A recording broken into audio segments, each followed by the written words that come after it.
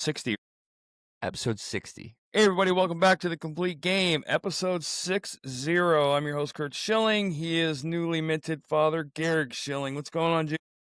Not much. Our podcast just hit level 60, so we are capped. Yes. How's fatherhood treating you?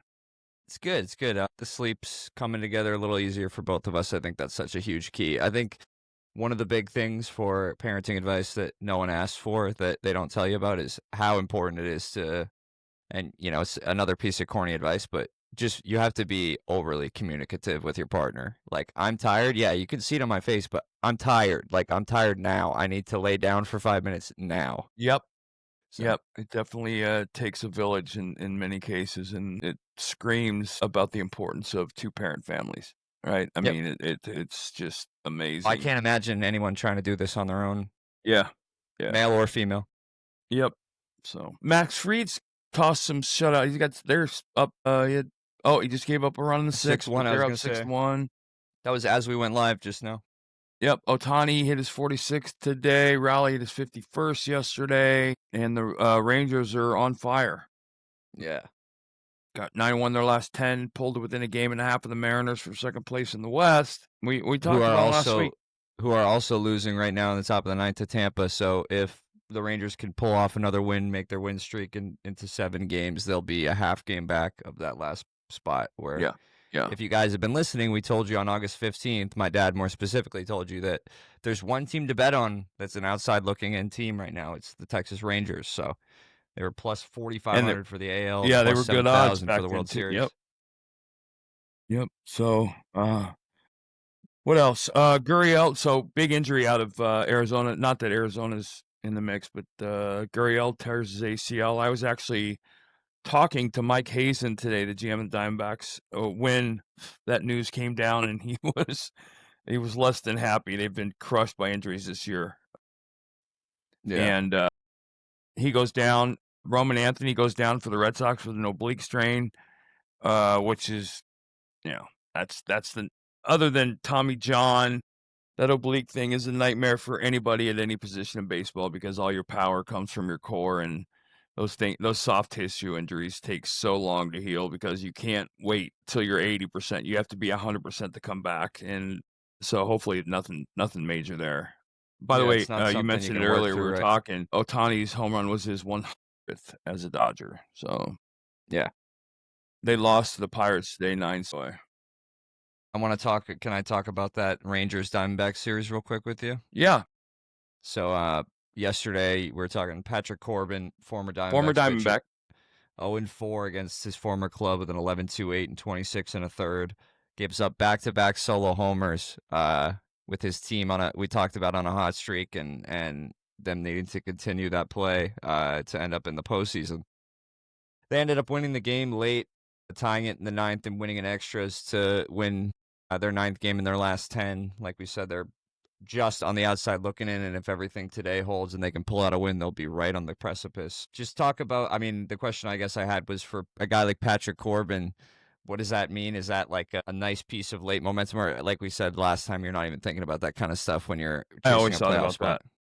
Like, I always looked at facing my former team as a postseason game, right? I mean, just for the trash talk alone. But there's always a part of you that wants to say, you guys made a mistake. And, that comes with the pride of being, I think, an athlete, a professional athlete.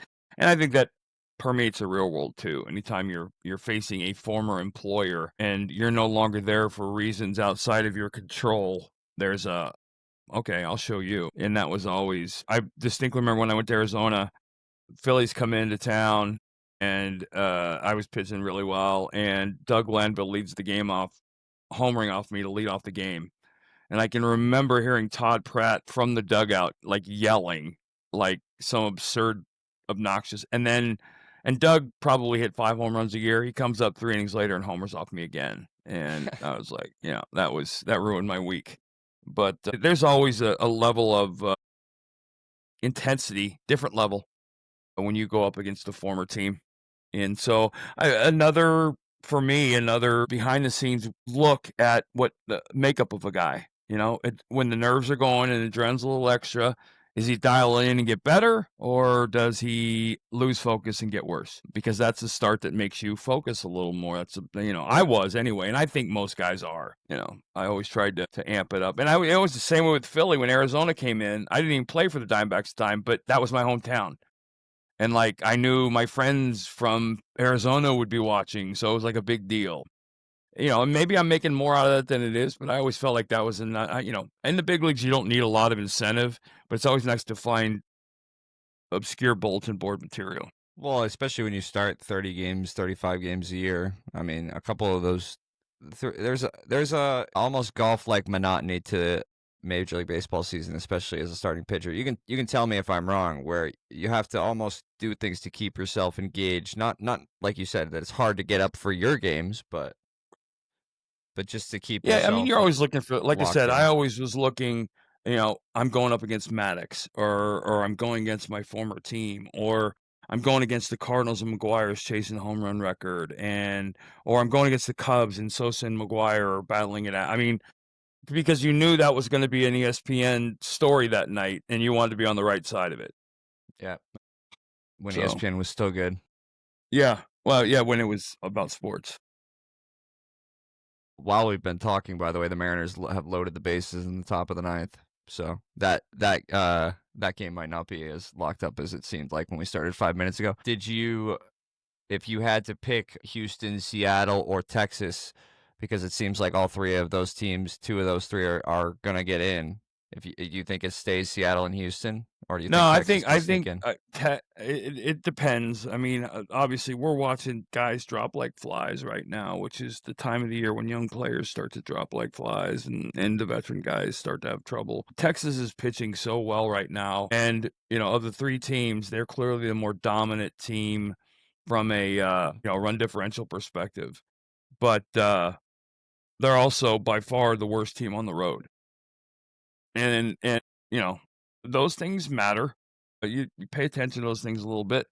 But what do they have? 11 games left. Well, not counting tonight. 11 games left on the road, and they played 69, 12 games left at home. So they're 50-50. But yeah, you want to ride that streak. And if they end up winning tonight, then it will be, a comeback win in a sense. So yeah, it'd be interesting to see how that plays out. Then I wanted to ask, did you see the Raffy Devers news in Colorado? I'm not The sure. bench clearing brawl. I saw something about players getting ejected after he homered. Okay, so I'll give you a chance if you want to look it up right now, just so you can see. I don't know that we've really talked about, we've talked about the modern day baseball and the cockiness and arrogance that is just so casually thrown out there with almost every home run. What do you think about this one, though? Because it is like the way he hits it, it is kind of like a fly ball. And I do see where he starts kind of like almost, oh my God, help me out. Help me out. Like Not waving it Johnny foul. Pesky.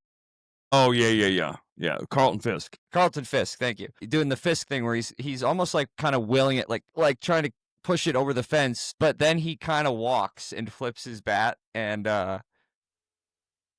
yeah, I mean, it's just one of those things where it's like this guy, I don't remember that Rafael Devers. And then I feel like I've seen him all sour a lot since he's been in San Well, Francisco, and I he mean, looks angry. you're on a team playing as bad as any team in baseball. So I mean, and that we say this off. The game has changed. The game has changed. I mean, the whole celebration thing is I don't want to say new, but to the extremes that they take it, it's relatively new. And apparently Freeland was yelling at him at second base as he neared first base. I'm sorry. And then players came out of the dugout, I guess. And Chapman made contact with Freeman. Umpire restored order, blah, blah, blah. I mean, I don't know. Like, dude, it's a solo homer. Just run around the bases. It was his 30th. You've done it before. You'll do it again. What's the big deal? Yeah, that's where it doesn't seem like it was one of those like, fuck you, I really got you here. Like he was kind of just, stuck in the, is that going to be an out or a home run? It felt like to me. So I don't, Well, but then for him to get and so that, fired up, it's like, are you just but that frustrated, man? started, about 10 years ago? Was it Jose Bautista with that bat Yeah. flip? Yeah. That suddenly became a thing. And now you've seen college guys do it. And The bat You flip know, heard around the world. yeah, and that was before he got knocked out by a roughneck at second base. But Elvis Andrews. yeah, but wasn't it Odor Or that? yeah. Yeah, but more importantly, I don't know that to me anyway, that speaks to the manager more than anything. Allowing that stuff or stopping that stuff, and you don't see the Yankees. I don't think Boone. That's not something Aaron Boone was a part of or did, and he had the ultimate walk off in many ways where he could have. When he walked the Red Sox off in '03. And he didn't. He ran around the bases. It was a good bat flip, but I don't know. There's a part of get off my lawn in me, I think, that does. I don't like that stuff. It's just stupid. I mean, it takes away from you. Walk Joe Carter rounding the bases after winning the World Series. I get it, but Rafael Devers in a game in That's September, That's what I early mean. September. I didn't think it was the most egregious bad flip, but he's just like he looks so lost, and like that's the only consolation of that Right, type of season. So, right. and it's just such an But innocuous thing in today's game. I thought it was a little weird. well, and now, I mean, another downside I think of social media is the fact that you're going to see all this stuff happen everywhere all the time. These guys, they're on whatever social media platform it is, somebody's going to blow it up. And I guess guys think it's cool. And, I don't. I love the Scott Rowland, Matt Williams, Hank Aaron, hit the home run, put your head, run around the bases. Yep. And I I'm always always a felt like, big fan of the end of the bat and let that drop to the ground. yeah. Like almost like a Well, good like golf I follow always through. go back to Barry Sanders. When you watch Barry Sanders, it didn't matter if he did a goal line plunge or a 98-yard juke. He handed the ball to the ref and walked back to the sideline. Like that's what I do. I score That's my touchdowns. job. Right. Yeah. And I've always found far more respect for those players than the guys who act like idiots because Well, there's no short. it's harder to do that. It's harder it's the easy thing to do to bat flip and be that guy nowadays. Yeah. So Nolan's 4-0, by the way. That kid on the Mets. I just got to keep track of that guy. picked him up. Got him on my fantasy team. Got the win. Too late now to bet on him, but if I was smart when I found out about his debut and realized he was the same name as my kid, the Mets were skidding, had bad pitching. It was everything the stars were aligning for, and I got to start reading the tarot cards for my gambling streaks. And they're tarot cards. Tarot cards. Soft tea. Okay. Tarot cards. I don't believe in that hocus pocus anyways. I know. I don't either. So, yeah, the Diamondbacks say Gurriel has a torn right ACL. And it's amazing. If you watch it, he just was like jumping awkwardly out of the way to avoid Blaze Alexander on a fly ball. It's like those non-contact ACL tears in the NFL. Worse. Yeah. Rays held on, by the way. Seattle lost, so that opening is there for the Rangers tonight. And the Rangers are up 1-0, right? Yep, in the third, I think, last I looked. Yeah. Yep, who they got going tonight? They got the Lats going tonight. We got a couple great comments, some good feedback from you guys. Yeah. Keep leaving comments. We love reading them, and also we love answering questions. This one's a little longer-winded. I don't know if you got anything else, right, from today? No, go ahead. Okay. I thought it was interesting. We can kind of like morph and modify this question a little bit, but it is something I think we've alluded to a little bit with baseball being on the downcline from where it was maybe in terms of popularity from when I was a kid to where I think it was the number 2 most popular American sport behind football, if not number 1. This guy, Eraser51, commented, baseball should do a Super Bowl instead of a World Series. Yankees and Dodgers last year was 50% higher rated than Diamondbacks and Rangers the year before. But guess what? It still had lower ratings than any World Series up until 2020. It is by far the least compelling part of the season now. It's fun seeing the Diamondbacks and Rangers sneak into the wild card and go on a run, but does it really mean anything who wins the World Series between them? No. Who cares? But if you went to a special event played at a neutral site, maybe a 3-game series played Friday, Saturday, Sunday, that would be a phenomenal spectacle. Imagine you had 2 aces, DeGrom, Evaldi, now, or Curt Randy in 01. Would you pitch them each 1 game or have them each pitch 4 innings a game for all 3 games? It would be very cool.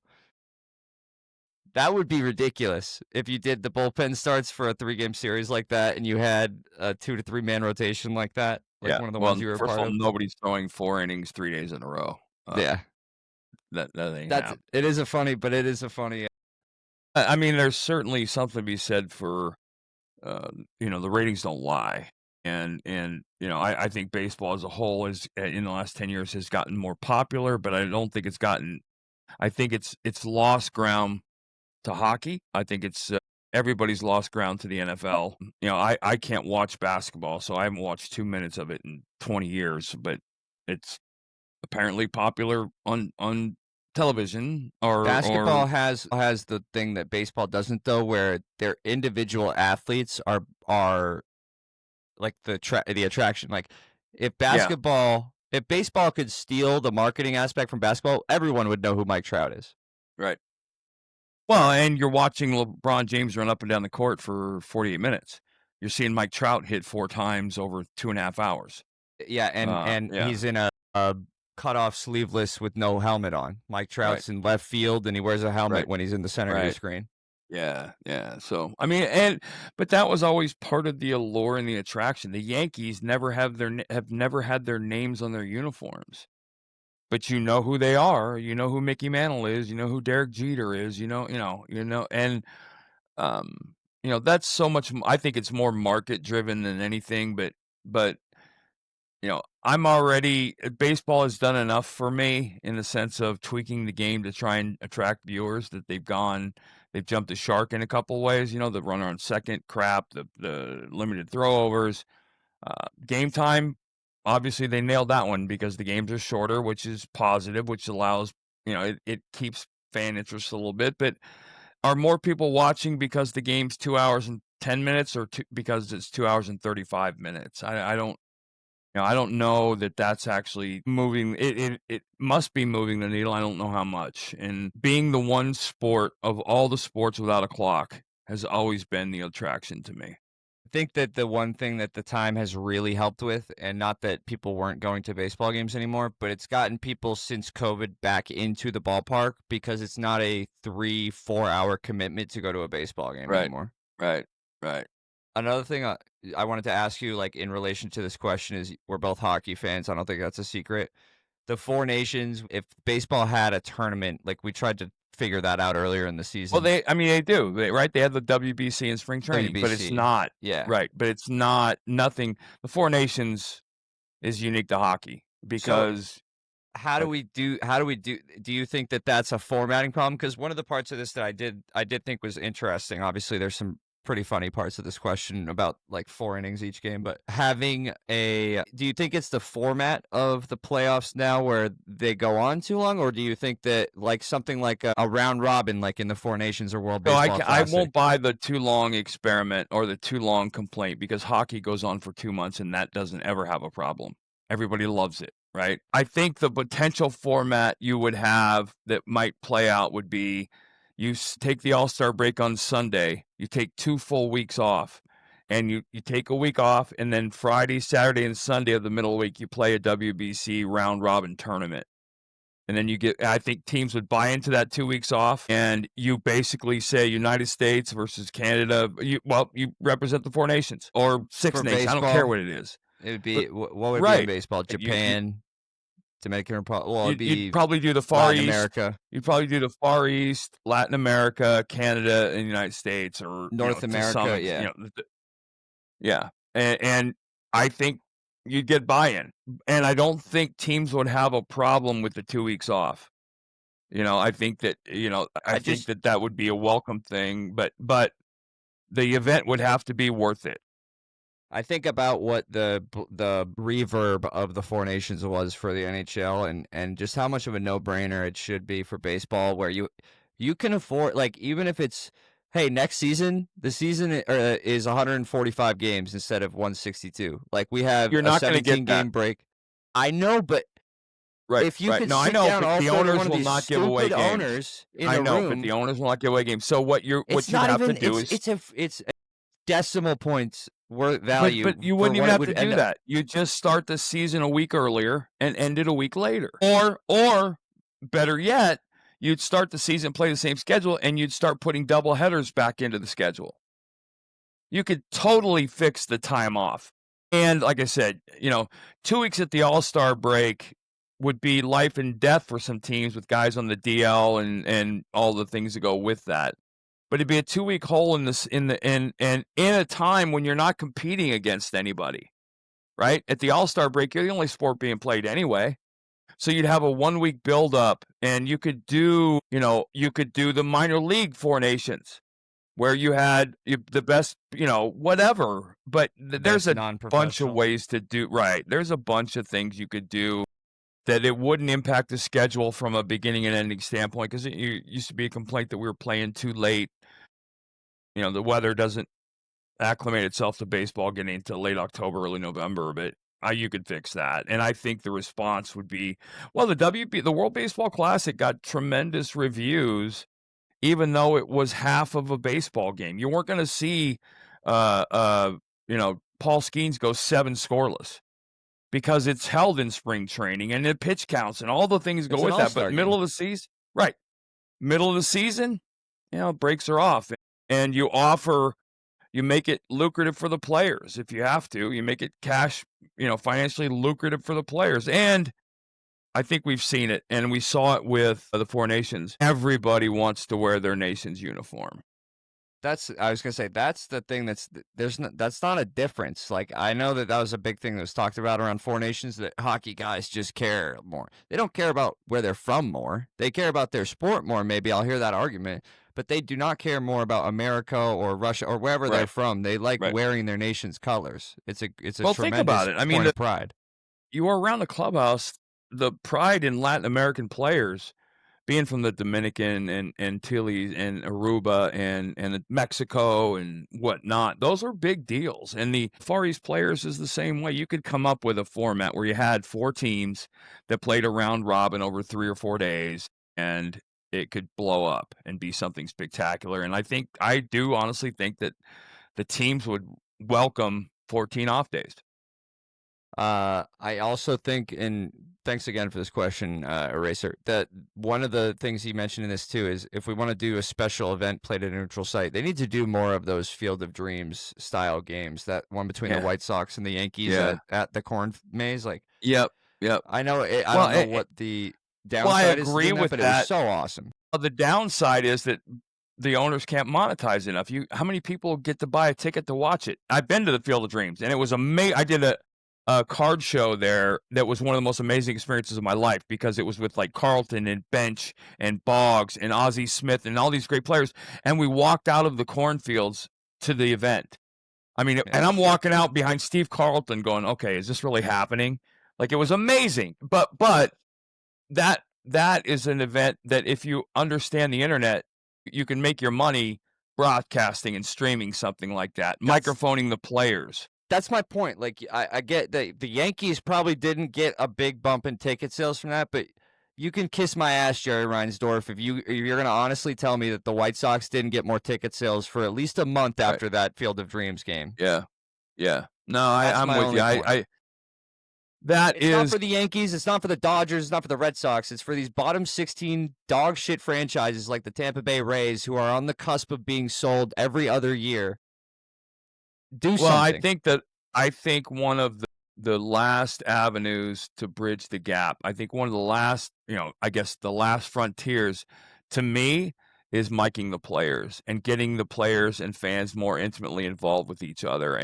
These guys, baseball's the perfect sport for it, because there's so much downtime between pitches. I mean, some of the stuff I've seen with players mic'd up is some of the best stuff I've ever heard. Did you see? I think it was Roman Anthony's friend or brother. I don't remember who it was. Did you see during the Paul Skeens start? No. The ball that Anthony hit like 400 feet off Paul Skeens, they were interviewing his friend in the stands. And he's like, oh! Really? Yeah, it was awesome. Well, the Freddie Freeman at bat a couple years ago was perfect, right? Yeah, the spring He's talking through the whole at bat. Right, yeah. With Chipper in the booth. Baseball has so many players like that. There's air under that. There's air under that. Watch this. Yep.